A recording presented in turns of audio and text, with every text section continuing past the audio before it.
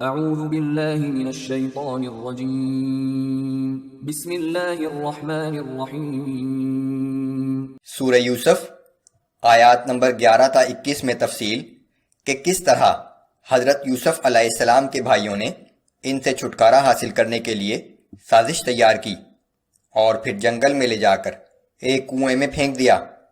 ایک قافلے کا ادھر سے گزرنا اور حضرت یوسف علیہ السلام کو کنویں سے نکالنا، بالآخر مصر لے جا کر ان کو بیچ دینے کے واقعات۔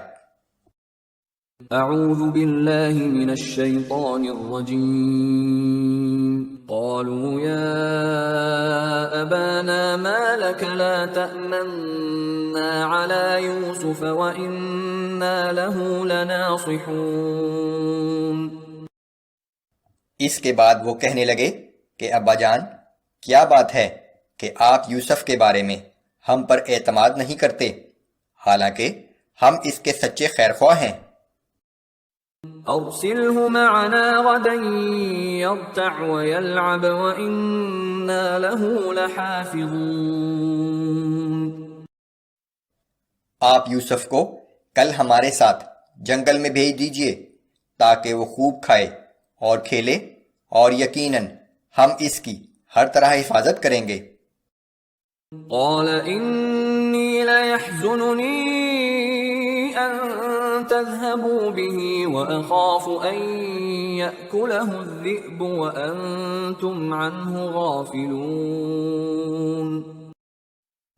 باپ نے کہا کہ تمہارا اسے میرے پاس سے لے جانا ہی مجھ پر شاک گزرتا ہے، اور پھر مجھے یہ ڈر بھی ہے کہ کہیں تم اس سے غافل ہو جاؤ اور اسے بھیڑیا نہ کھا جائے۔ قالوا لئن أكله الذئب ونحن عصبة إنا إذا لخاسرون۔ وہ کہنے لگے کہ ہم ایک بہت طاقتور جماعت ہیں، اگر ہماری موجودگی میں بھی اسے بھیڑیا کھا گیا تو سمجھو کہ ہم بالکل ہی نکمے ہیں۔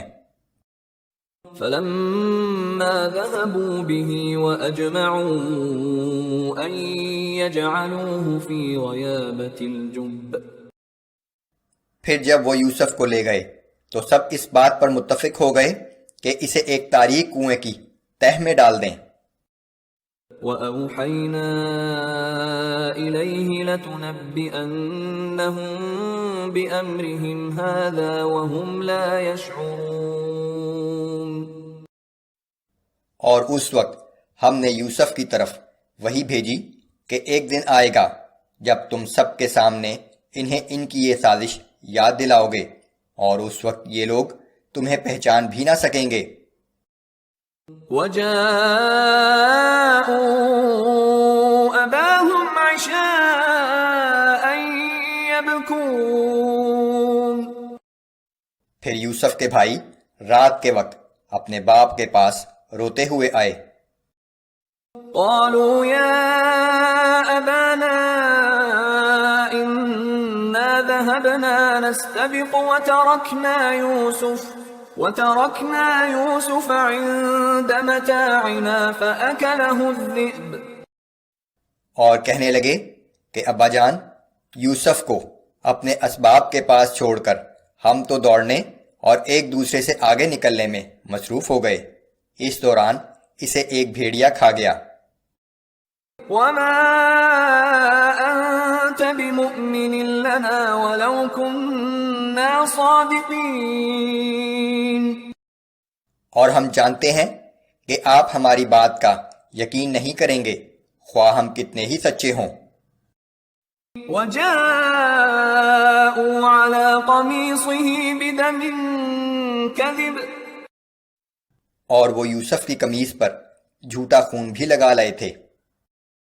قال بل سولت لكم أنفسكم أمرا فصبر جميل۔ یہ سن کر یعقوب علیہ السلام نے کہا کہ حقیقت یہ نہیں بلکہ تم اپنے دل سے یہ بات بنا لائے ہو، بس اب میرے لیے صبر جمیل ہی بہتر ہے۔ واللہ المستعان على ما تصفون۔ اور جو کچھ تم بیان کر رہے ہو میں اس پر اللہ ہی سے مدد طلب کرتا ہوں۔ وجاءت سيارة فأرسلوا واردهم فأدلى دلوه قال يا بشرى هذا غلام۔ اسی عرصے میں ادھر ایک قافلہ آ نکلا اور انہوں نے اپنا آدمی پانی لینے کے لیے بھیجا۔ جب اس نے کنویں میں اپنا ڈول لٹکایا تو وہ خوشی سے پکار اٹھا کہ یہ تو ایک لڑکا نکل آیا۔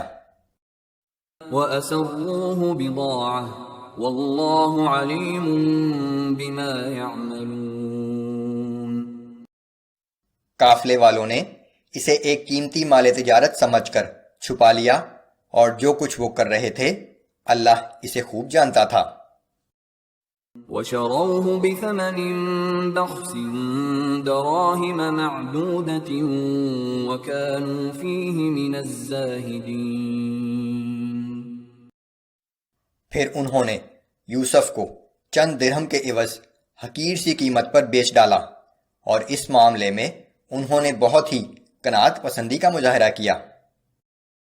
وقال الذي اشتراه من مصر لامرأته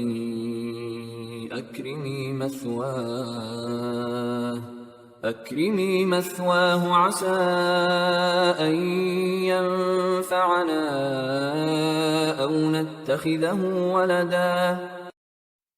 اہل مصر کے جس شخص نے یوسف کو خریدا اس نے اپنی بیوی سے کہا کہ اسے عزت کے ساتھ رکھنا، کیا عجب کہ یہ ہمیں کوئی فائدہ پہنچائے یا ہم اسے بیٹا بنا لیں۔ وَكَذَلِكَ مَكَّنَّا لِيُوسُفَ فِي الْأَرْضِ وَلِنُعَلِّمَهُ مِن تَأْوِيلِ الْأَحَادِيثِ۔ اور اس طرح ہم نے سرزمین مصر میں یوسف کے قدم جمائے تاکہ ہم اسے باتوں کی حقیقت تک پہنچنے کا علم سکھائیں۔ واللہ غالب علی امرہ ولکن اکثر الناس لا يعلمون۔